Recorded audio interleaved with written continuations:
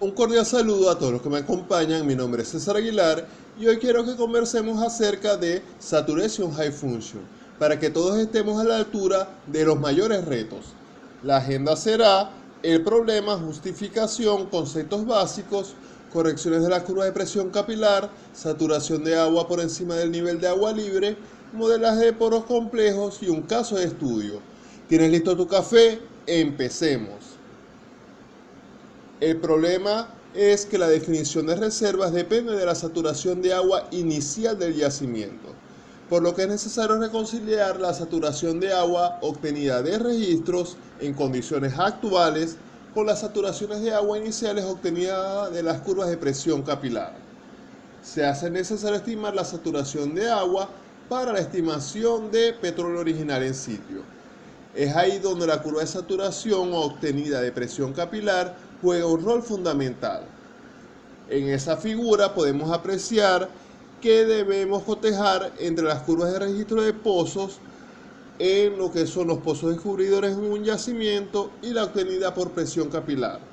Si el cotejo que se alcanza es el adecuado, entonces se puede justificar el uso de este modelo de saturación de agua versus presión capilar para todos los pozos del área. Otro problema es entender las complejas variaciones en la geometría del radio del poro dentro de las fases litológicas existentes para mejorar la descripción del mismo. Acá los autores ilustran cómo con el mismo valor de porosidad existen variaciones de la permeabilidad de hasta 3 ciclos logarítmicos, soportados con un comportamiento microscópico de escogimiento y presencia de arcillas, obstruyendo la garganta poral, como se observa ahí en las secciones finas. Por este motivo es necesario tener una caracterización por tipo de roca antes de usar cualquier modelo de saturación de agua. Sin ella no podremos conseguir los resultados esperados. Otro problema es la predicción de permeabilidad en intervalos y pozos sin núcleos, el cual es una tarea necesaria para la detallada caracterización del yacimiento y de la geometría del poro. Para poder modelar la saturación de agua por encima del nivel de agua libre, es necesario disponer de una acertada predicción de permeabilidad que vincule la geometría del poro con la presión capilar. Otro problema es la existencia de microporosidad en la roca, el cual origina que las estimaciones de saturación de agua, derivadas a partir de métodos basados en la ecuación de Archie, sobreestimen el valor de la saturación de agua. En estos casos, la saturación obtenida a partir de curvas de presión capilar garantiza la mejor estimación de reservas. Para justificar todo este análisis debemos comprender que el modelo de saturación de agua inicial usando las curvas de presión capilar es la entrada al simulador dinámico de yacimiento y su validez va a ser demostrada a medida que vayamos haciendo el cotejo histórico de producción del campo. Otra justificación es que se identifica la geometría del poro en sistemas complejos y su impacto en las propiedades estáticas y dinámicas del yacimiento. Ed Clare en este trabajo hizo un análisis muy profundo de la geometría de los poros complejos en carbonato del campo Bajar basado en 484 muestras de presión capilar por inyección de mercurio, previamente esos datos corregidos adecuadamente. Realizando histogramas de frecuencia del logaritmo del radio máximo del poro, fue posible identificar 4 comportamientos gaussianos predominantes, de los cuales uno correspondía a un tamaño del poro bien pequeño de 1.1 micrones. El autor identificó que en estos poros tienen un aporte insignificante a la capacidad de flujo de la roca, pero se aporta en términos de almacenaje y por ende de saturaciones de agua y de fluidos iniciales. Otra justificación es que se pueden identificar diferencias muy sutiles entre zonas potencialmente productivas y no productivas en yacimientos no convencionales, conduciendo a una caracterización por tipo de roca robusta. En este caso, basado en la forma de la curva de presión capilar, se identificaron 3 tipos de roca, basado en 130 muestras de inyección de mercurio. Una tipo A, donde el mercurio invade el medio poroso por encima de 20.000 psi, y existe ligera separación entre la curva de drenaje e imbibición. Otro tipo de roca tipo B, donde el mercurio invade el medio poroso por encima de 10.000 psi y existe fuerte separación entre la curva de drenaje e imbibición. Con este comportamiento, estas muestras deben poseer la mayor permeabilidad comparativamente con los otros tipos de roca. También tenemos un tipo de roca C, donde el mercurio invade el medio poroso por encima de 5.000 psi, pero existe muy poca separación entre las curvas de drenaje e imbibición. Esta falta de histéresis es un claro indicativo de que la intrusión observada es falsa, producto de la compresibilidad de mercurio en la pared rugosa de la muestra, sin penetrar realmente dentro del medio poroso.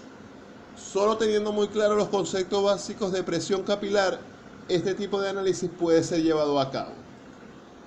Entonces, vamos a revisar algunos conceptos básicos. Por ejemplo, la tensión interfacial, que es la energía existente entre la interfase de dos líquidos en contacto producto de las fuerzas existentes entre las moléculas que componen cada uno de los líquidos, que observarán una tabla típica de valores referenciales de las tensiones interfaciales y los ángulos de contacto de sistemas de dos fluidos inmiscibles a condiciones de laboratorio y de yacimiento, que pueden ser usados en ausencia de pruebas de laboratorio, aun cuando siempre es recomendable disponer de este tipo de análisis. Para llevar a cabo estos análisis en el laboratorio, una gota de líquido se crea y se pone en contacto con el gas o el sólido en una celda en las condiciones de yacimiento. Una cámara conectada a una computadora graba la forma de la gota de líquido para derivar las características del ángulo de contacto. El aparato permite la determinación de la tensión interfacial líquido-gas o líquido-líquido a condiciones de yacimiento usando como método la gota pendiente, así como el ángulo de contacto entre las interfaces líquido y líquido sólido por el método de la gota ACS. También tenemos lo que es el concepto de presión capilar, que es la presión ejercida en la interfaz entre dos fluidos inmiscibles. Si se tiene una muestra que estaba 100% saturada de agua y se hace fluir por la muestra otro fluido inmiscible al agua, este requerirá vencer una presión capilar para entrar dentro del medio poroso. Esta presión necesaria para entrar se conoce como presión de desplazamiento, presión umbral o presión de entrada. A partir de este momento, por cada incremento de presión se va a desalojar más y más agua, hasta que hay un punto que por más que se incremente la presión, no se desalojará esta agua. Esta mínima saturación de agua que permanece dentro del medio poroso se conoce como la saturación de agua irreducible. En esta ilustración tenemos un capilar con dos fluidos inmiscibles, agua y aire, y se aprecia el menisco y la interfaz entre ellos. Mientras mayor sea el radio del poro, menor presión capilar será necesaria para que el agua suba en el capilar y menor será la altura que suba el agua dentro del capilar. Entonces la presión capilar es inversamente proporcional al radio del poro. Los factores que afectan la presión capilar tenemos el efecto y tamaño de la distribución de los granos. Si todos los capilares fuesen del mismo tamaño e igual radio, la curvatura de la presión capilar sería horizontal, ya que el agua alcanzaría la misma altura en todos los capilares y por lo tanto dicha presión capilar sería constante. También depende de lo que es la humectabilidad de la roca, la tensión interfacial y tensión de adhesión.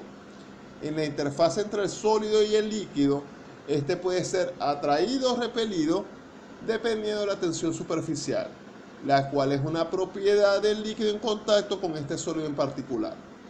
La tensión de adhesión, la cual es función de la tensión interfacial, determina cuál fluido preferentemente moja al sólido. Digamos que uno tiene mayor tendencia o mayor afinidad a uno de los dos fluidos, y la combinación de todas las fuerzas determina la humectabilidad y la presión capilar de la roca. Cuando decimos que la roca está mojada al agua, entonces ella siente afinidad al agua. Y si está humectada al petróleo, entonces siente afinidad al petróleo. También debemos entender lo que es el efecto del tipo de fluido y sólidos envueltos, ya que la variación de la relación presión capilar versus saturación de agua obviamente depende de la naturaleza de estos fluidos y sólidos.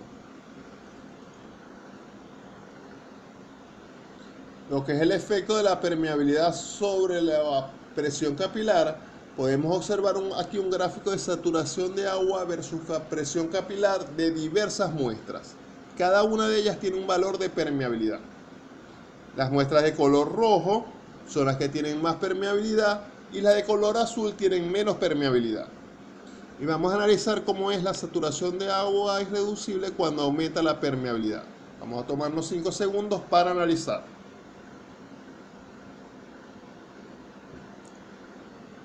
Estaremos todos de acuerdo que mientras mayor es la permeabilidad, menor es la saturación de agua irreducible.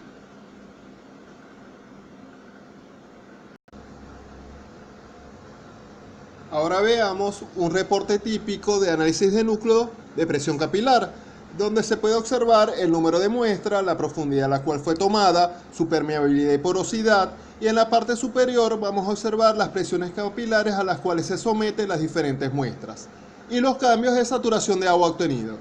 Si los mismos se grafican, se puede construir una curva donde cuando la saturación o mojante entra dentro del medio poroso es la conocida curva de drenaje. Y luego también podemos obtener una curva cuando la fase mojante entra dentro del medio poroso. Esta es la curva de imbibición. Y podemos obtener una saturación de petróleo residual de esta curva. Observamos que ambas curvas son diferentes y por eso decimos que la presión capilar es una propiedad que sufre de histéresis, ya que depende de la dirección de la saturación. Ahora veamos los diferentes métodos para realizar las pruebas de presión capilar. Por ejemplo, el conocido método del plato poroso, el cual su principal componente es un material permeable que posea una distribución de garganta de poro uniforme y que contenga poros de tamaño apropiado para impedir que el fluido desplazante penetre la membrana hasta que se alcance una presión máxima. Las presiones capilares son calculadas a partir del incremento de presión requerido para desplazar fluido dentro de los capilares más pequeños. El instrumento en sí consiste en un portanúcleo provisto con cerámicas tanto hidrofóbicas como hidrofílicas y también electrodos para la medición de resistividad. De esta forma se podrá obtener simultáneamente el exponente de saturación, el factor de formación y el exponente de cementación. Adicionalmente posee un sistema de bombeo automatizado para el control de fluido y también el conjunto se confina en un baño de aire para controlar la temperatura. Entre sus ventajas está que es un método sencillo y directo y se puede medir directamente la propiedad de interés. Hay que tener en cuenta que se debe asegurar un excelente contacto capilar entre la muestra y la membrana. También es una medición absoluta y permite definir la presión umbral y la saturación de agua irreducible del sistema. Permite hacer tanto mediciones de drenaje como de imbibición. Entre sus desventajas es que lleva mucho tiempo, ya que el equilibrio se puede tomar entre 10 días y un mes el realizar una medición completa. Y en muestras poco permeables, especialmente entre 5 y 20 minidarcy, a veces no se alcanza la saturación de agua irreducible del sistema. Otro método muy comúnmente usado es el método de la centrífuga, el cual implica que se desatura la muestra imponiendo una fuerza centrífuga que fuerza la fase móvil a salir de la muestra. La fuerza centrífuga se crea haciendo rotar la muestra a velocidades que incrementan en forma constante. De esta forma se permitirá rápidamente la determinación de las características de presión capilar y presión atmosférica de varias muestras en formas simultáneas. El diseño de la cámara ofrece la posibilidad de girar tapones de hasta 1.5 pulgadas de diámetro a velocidades que alcanzan hasta 4.500 revoluciones por minuto. También ocasionalmente el equipo está equipado con una cámara digital que permite al operador medir el desplazamiento de los volúmenes de fluido en cada una de las células en forma secuencial. Entre sus ventajas está es que es un método rápido Y aunque el método instrumental es más elaborado, no hay que preocuparse por asegurar el contacto capilar. También permite hacer mediciones de drenaje en visión y permite definir la presión umbral incluso en muestras poco permeables, ya que se permiten alcanzar presiones capilares más elevadas que con el método de plato poroso. Su principal desventaja es que el cálculo es indirecto y también que la saturación de las diferentes fases presentes a lo largo de la muestra varía. Otro método también muy comúnmente usado es el método de inyección de mercurio, el cual permite determinar la presión capilar de una muestra cargada dentro de un portanúcleo a la presión de sobrecarga y temperatura ambiente. Los datos usados pueden ser calculados para estimar lo que es la distribución del tamaño de poros y su volumen total. El aparato en sí consiste en una bomba de doble cilindro con un portanúcleo de sobrecarga hidrostático, una bomba de vacío y donde se van a adquirir los datos.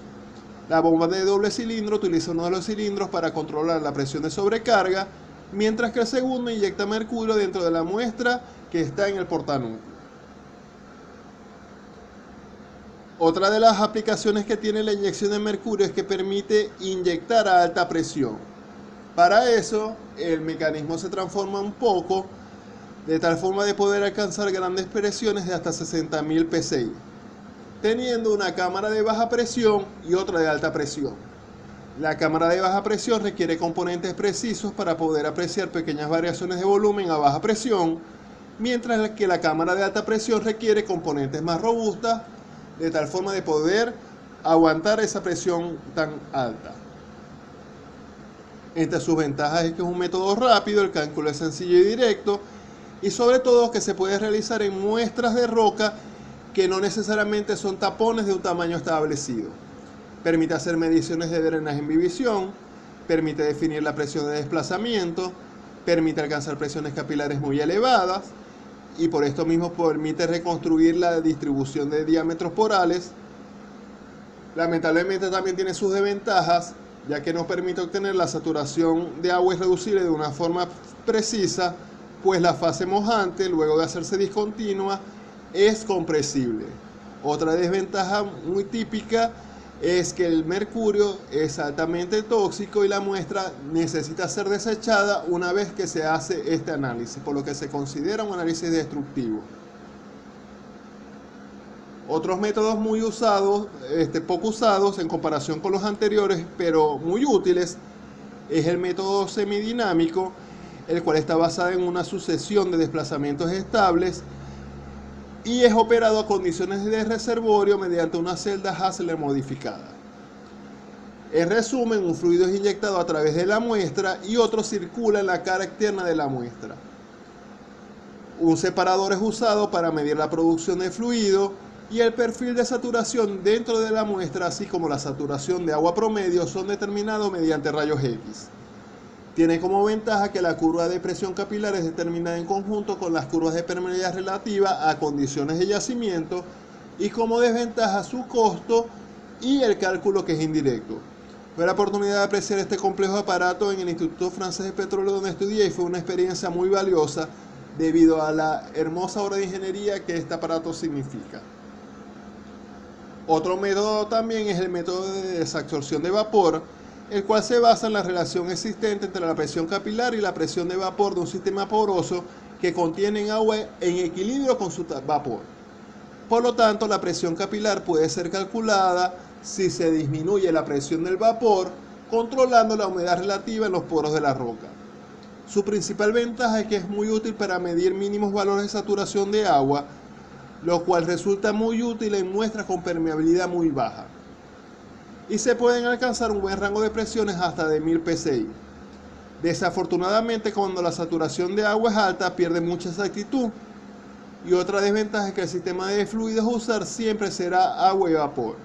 Este método se puede combinar con otros métodos, de tal forma de considerar solamente la parte de baja saturación de agua con el método de desabsorción y utilizar, por ejemplo, inyección de mercurio para la zona de alta presión.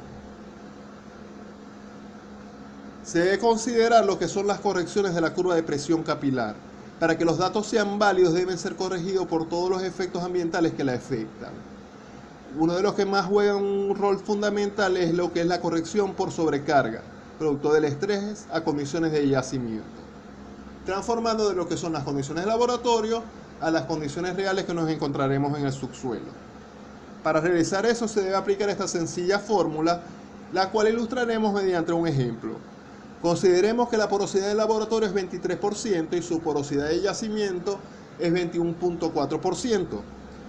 Si a través de una centrífuga 200 psi se le mide la saturación de agua es reducible y resulta en 11%, ¿cuál será la verdadera presión y saturación a las condiciones del yacimiento? Entonces vamos a sustituir en la fórmula los valores y obtendremos que la saturación de agua corregida es del 17%. Significa que estamos teniendo una variación que va desde 11 hasta 17.2, lo cual significa un 36% de error relativo. Esta corrección no puede ser despreciada.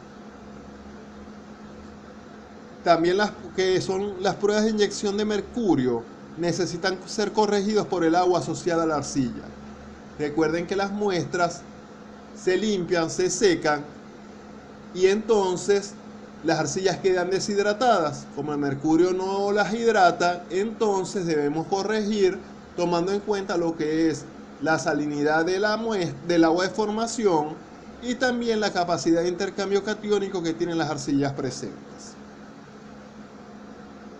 También la presión, las pruebas de inyección de mercurio necesitan ser corregidos por lo que son la corrección de cierre y una corrección a alta presión. La corrección de cierre es una función del volumen de mercurio requerido para llenar la rugosidad de la muestra a bajas presiones.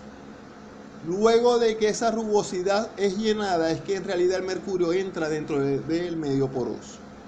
Y a altas presiones ya dijimos que el mercurio es compresible y esto necesita ser corregido. En inglés la primera corrección de cierres se llama closure correction y a altas presiones es la blank correction. Esta corrección generalmente la hacen las compañías de servicio, pero veamos el detalle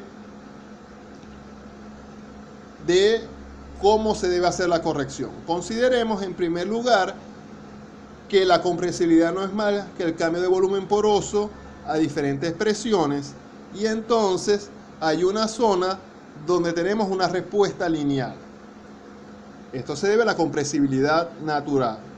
Vemos que hay una parte a bajas presiones donde se desvía de este mecanismo. Este es la parte de conformance y aquí hay otra desviación que es de blank correction. Entonces necesitamos estos datos ser corregidos para en verdad tener una curva que sea representativa de lo que pasa en el subsuelo. Hablemos ahora de lo que son las correlaciones de presión capilar.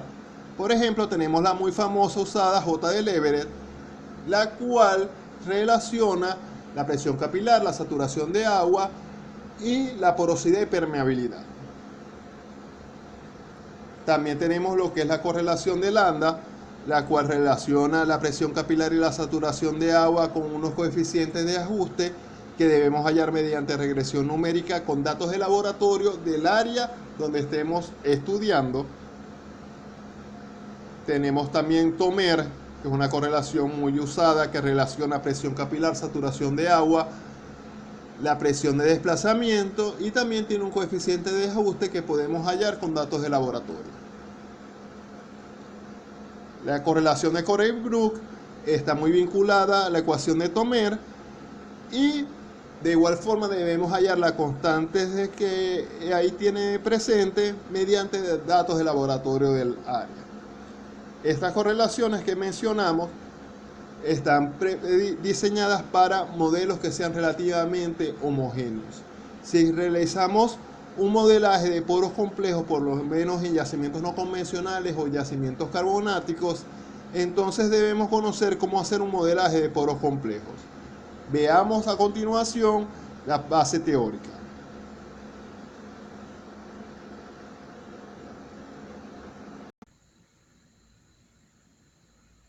La base para modelar un sistema bimodal como el que se ilustra en la figura, donde tenemos una red de poros primarios y otra red de poros secundarios, es modelar ambas redes en forma independiente, de tal forma que luego se cumpla que la suma de ambos sistemas es igual y representativo al sistema total. Este concepto puede extenderse a sistemas con 3 o más redes de poros presentes. Los modelos que existen para modelar este tipo de problemas, tenemos el modelo de Tomer o el modelo gaussiano, donde el modelo de Tomer depende de un factor geométrico del poro, el volumen del sistema poroso interconectado y una presión de desplazamiento. Mientras que el modelo gaussiano depende de un factor de forma del sistema poroso, la presión modal del sistema y el volumen total del sistema de poros. Para ilustrar lo que es el modelaje en función de la sumatoria de los subsistemas de poro, tenemos en esta imagen que el modelo gaussiano, donde tenemos el comportamiento total, es producto de estos dos subsistemas. Cuando se suman, entonces se obtiene la representación total. Y para el mismo conjunto de datos, la función hiperbólica, estos dos subsistemas generan la respuesta total. Cuando vemos lo que es la distribución de tamaño de la garganta poral, vemos que el modelo gaussiano es una respuesta suavizada, donde tenemos el sistema A y el sistema B. Sin embargo, cuando vemos la parte hiperbólica, la función hiperbólica, vemos que se genera una pequeña discontinuidad en este conjunto de datos en el punto donde se intersectan tanto la red de poros primarios como la red de poros secundarios.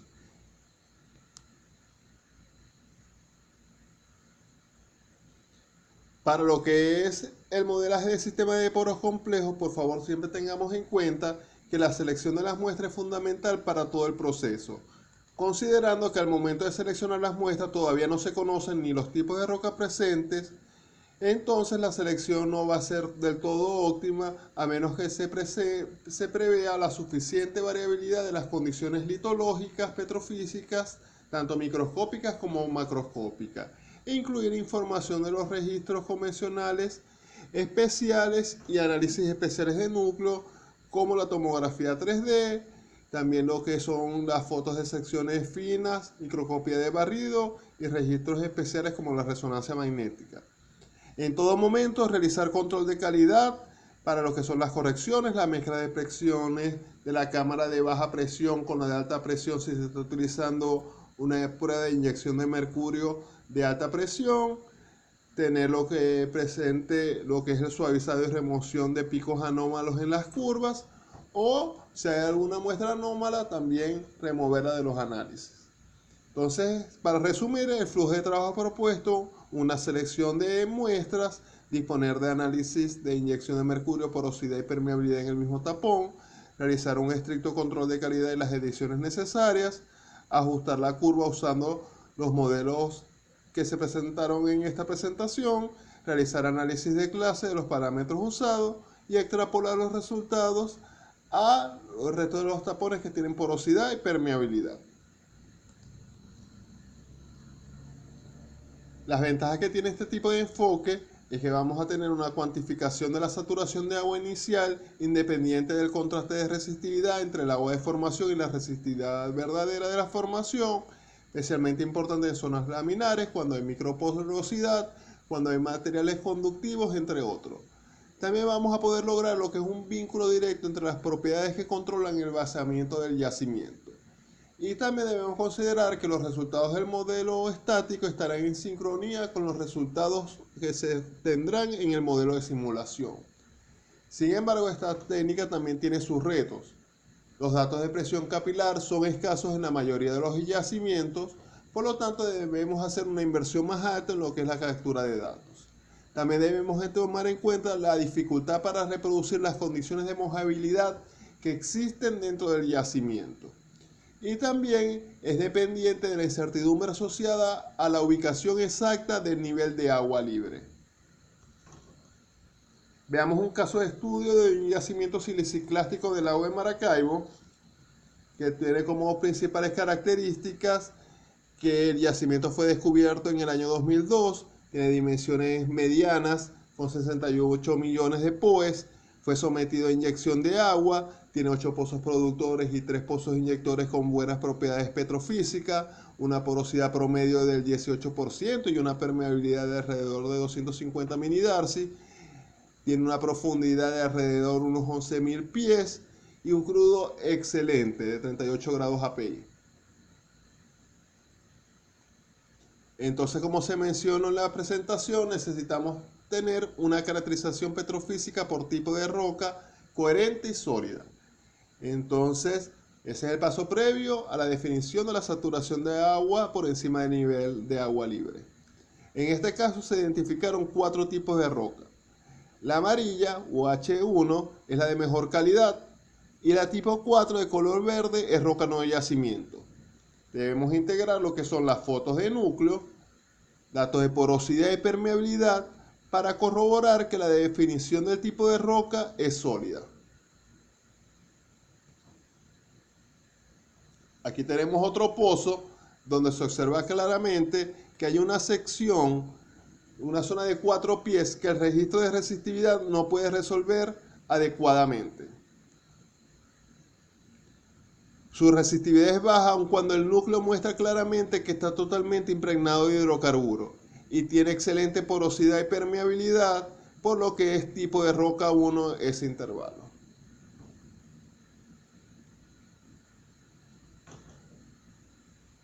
Aquí vamos a ver otra sección donde se observa una secuencia a grano decreciente donde el registro de resistividad no pudo resolver las intercalaciones finas arena-lutita, y hacia la base podemos encontrar que hay aproximadamente una zona de unos 5 pies que tiene un alto potencial de acuerdo a sus propiedades petrofísicas y la impregnación de hidrocarburos. Finalizada la demostración de la validez de los tipos de roca, entonces podemos mostrar los detalles de cómo estimar la saturación de agua por encima del nivel de agua libre. El primer punto es realizar las correcciones necesarias a los datos de núcleo. Acá se observa un ejemplo de las curvas crudas en puntos vacíos y las curvas corregidas por estrés en puntos rellenos para 4 muestras con significativas variaciones de porosidad, permeabilidad y saturación de agua irreducible.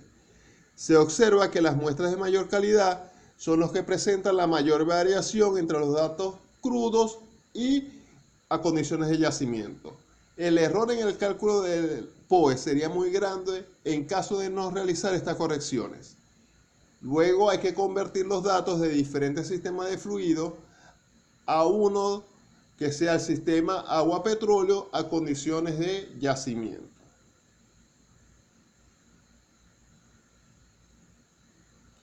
Luego debemos seleccionar el modelo más adecuado para predecir el comportamiento de la saturación de agua en función de la altura sobre el nivel de agua libre.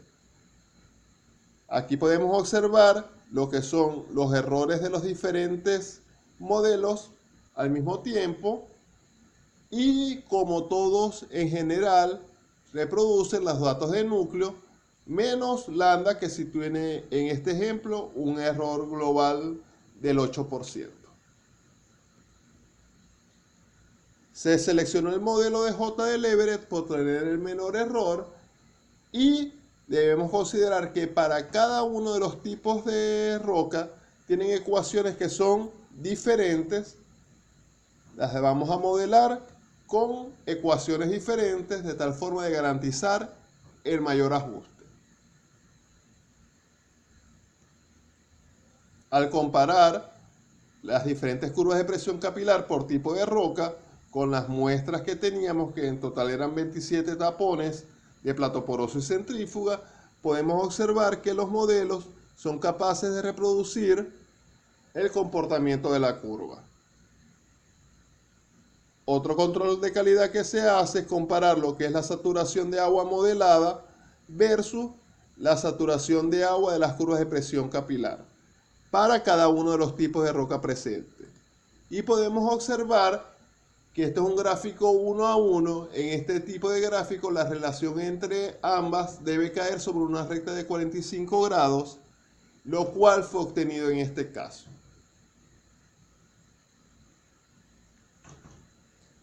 Ya con todo esto podemos pasar a lo que es la fase de reconciliación de lo que son los datos de núcleo con los datos de registro.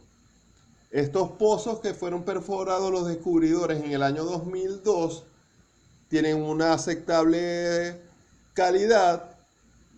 El nivel de agua libre fue definido con probador de formación y es coherente con el contacto agua-petróleo original encontrado. Y entonces aquí vamos a obtener lo que son dos pozos donde a partir de los datos de tipo de roca, porosidad, permeabilidad, podemos comparar lo que es la saturación de agua obtenida de registros en color azul oscuro y la saturación de agua del modelo en color azul claro. Y se sobreponen las curvas perfectamente, lo cual nos da la claridad de poder predecir ese modelo al resto de los pozos. Noten por favor que hay una arena A, un objetivo superior y el yacimiento B, que es el objetivo inferior. Y en ambas, la comparación entre las dos curvas en este track es bastante acertada.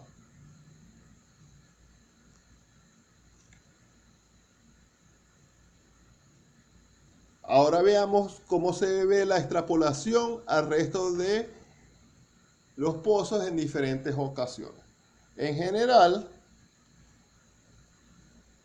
en este track, la comparación es bastante buena, pero hay unas zonas donde se observa una pequeña variación. Como podemos observar en este pozo, esa variación está en el tope y es más razonable pensar que se debe a que hay lentes delgados que no pudieron ser resueltos por las herramientas de resistividad que pensar que hay agua en el tope inicialmente, lo cual significaría que el agua está por encima del petróleo. Aquí también se observa en este punto, en el tope, una pequeña variación también en esta zona, que también la debemos atribuir a que es una zona laminada. Y en este pozo también hay una variación en la base que la debemos atribuir a que ya la zona empezaba a mostrar el drenaje de los pozos productores.